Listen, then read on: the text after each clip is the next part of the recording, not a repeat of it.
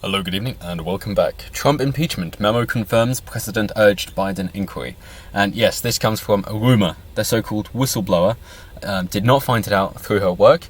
She found it out from other people speaking about something that she didn't have first-hand knowledge of, and she didn't find it out through her work. So it's essentially hearing a rumor at work, and now it becomes a national scandal. So why did this happen? If you believe that Trump is playing 4D chess, then the reason he brings this up is because although it was mentioned by the New York Times earlier this year, they didn't go into it enough for him to be content with Biden playing a role in trying to get in the way of the course of justice in Ukraine, and therefore Trump's bringing this up. He's trying to give an inkling there so that this story blows up like it has done, and then people look into Biden and go, hang on, what the hell are you doing? And with that in mind, Biden has lost his lead in the polls against Elizabeth Warren, and she's now in first place. So hey, perhaps it worked. And if you can fracture the Democratic Party even more, as he's trying to do, of course, trying to make the squad the focal point of the Democratic Party, which most people don't agree with, and you've got places like Minnesota in America that are a Democrat stronghold, but they're voting for Trump on a national level because they agree with him much more and he's better for business. And you've got people who have guns and want to retain their guns, but of course people, particularly Buttigieg, saying, well, yeah, we're going to get rid of all your guns. It's like, well, okay, well, of course you're losing support from these people. So, moving on into this, which is essentially, it's just all fake news. I mean, this is the most egregious example I've seen recently. Trump impeachment memo confirms President urged Biden inquiry. So, the White House has released details of a phone call between President Trump and his Ukrainian counterpart that has triggered a US impeachment inquiry. Nothing will come of it. The majority of voters in America don't want impeachment, they don't care for it. They've had years of it with the whole Russia conspiracy, and that was a nothing burger, confirmed years ago, as shown by Project Veritas, and then it was confirmed that yes, nothing happened here. And then you want to go through the Steele dossier, which was founded by the Clinton camp, and that was of course false as well, that all these so-called scandals have just worked in Trump's favour, essentially, because you've got the boy who cried wolf from the Democratic side, and therefore whenever they try and say something new that Trump's done, people don't believe it. The media's lost all this credibility, and I say it's about time. And the BBC is included in that, so well done. You're just making it worse by reporting on this as if it's true. So the phone call says it shows Trump asked Volodymyr Zelensky on 25th of July to investigate Democratic candidate Joe Biden, whose son worked for a Ukrainian gas firm. Yes, essentially what had happened was in Ukraine there was a top prosecutor who was going into the firm that Biden's son, Hunter Biden, was working for, Burisma I believe it's called, and he was working for them earning about $50,000 a month, and they were enacting spurious activities, and therefore Ukraine was investigating them, the top prosecutor. And so Biden said, yeah, how about in order to get this $1 billion funding, you fire him so that my son isn't inculcated in this, and then you can get your money. To which they said, yep, sure, and then they voted to get rid of their top prosecutor.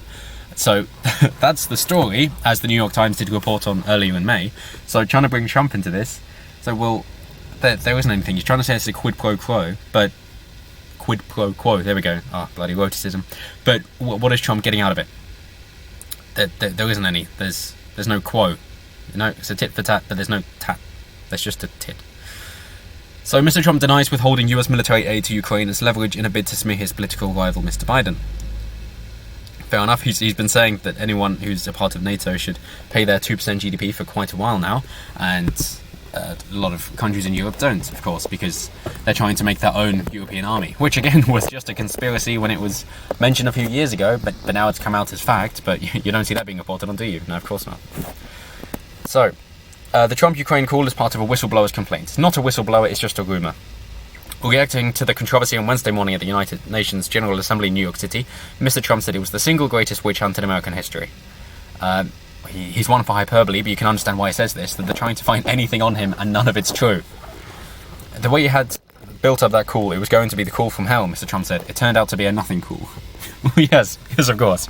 And it's great, and I'm sure you're the same, that you can speak to anybody and they'll say, oh yeah, Trump is bad because of what I hear on the news. And they say, okay, like, name one thing, and then they'll name whatever, and you say, well, yeah, that's not true. Like, here's the context. Like, watch 30 seconds before, 30 seconds after.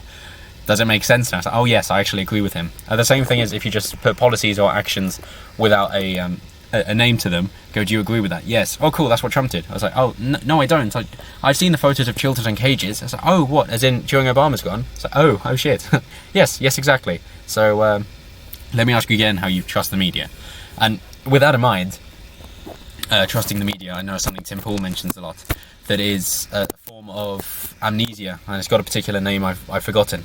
That is, you could be an expert in a particular field, you read something in the paper, or the media, whatever, and you know it's not true, and then like, what the hell are these people talking about? They don't know what they're talking about. And then you turn over to the next page about something you don't know about, and you believe everything that's written there, even though you know that they've lost all their credibility by what you read on the page before. And it's that form of short-term memory loss of amnesia that is the same here. That's like, well, if you know that the media lies about other things, why do you believe what it says about Trump?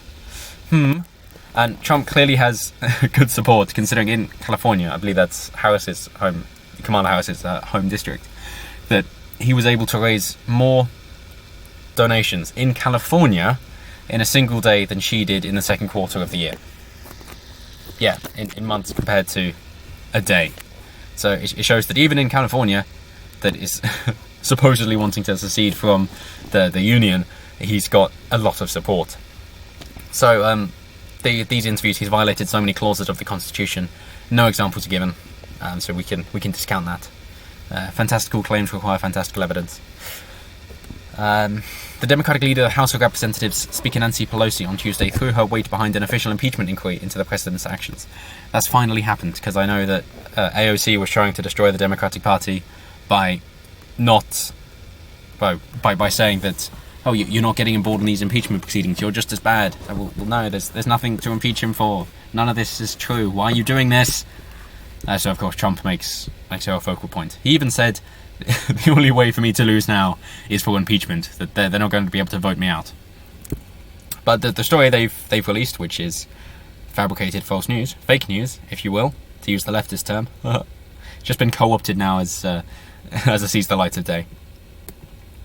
Let's see. The July call occurred days after Mr. Trump directed the US government to withhold about $391 million in military aid to Ukraine. Yep. Reason being for NATO, as we said. But there was no discussion of that money in the memorandum released by the White House. According to the notes, Mr. Trump mentions to Mr. Zelensky how Joe Biden, as US Vice President, lobbied Ukraine in 2016 to fire its top prosecutor, Viktor Shokin. Mr. Shokin's office has opened an investigation into Burisma, a natural gas company on which Hunter Biden was a board member. Other Western officials had called for Mr. Shokin to be fired because of the perception that he was soft on corruption. Right, well, there we go. So it's about Biden, it's not about Trump. What are you talking about? Yeah, okay. Mr. Trump is quoted as saying in the call, "I heard you had a prosecutor who was very good and he was shut down, and that's really unfair. A lot of people are talking about that." He continues, "The other thing, there's a lot of talk about Biden's son, that Biden stopped the prosecution, and a lot of people want to find out about that. So whatever you can do with US Attorney General will be great. Biden went around bragging that he stopped the prosecution, so if you can look into it, it sounds horrible to me." So now they're trying to say that he's manipulating the 2020 election. But if we move on to what he's quoted as saying in the call about that, it says how the controversy unfolded, and moving on. So it says after a whistleblower, yeah, but wasn't a whistleblower, so whatever. So the US Department of Justice said the whistleblower had heard the information from White House officials and did not have first-hand knowledge of the call. Yep, not a whistleblower. The department spokeswoman, Kerry Kupek, said it had reviewed a record of the phone call and determined there was no campaign finance violation and that no further action was required. Case closed, done. Mr. Trump has not spoken with the Attorney General about having Ukraine investigate anything related to former Vice President Joe Biden or his son, Ms. Kupek said in a statement. The Attorney General has not communicated with Ukraine on this or any other subject. So where the hell did you get that information from the call?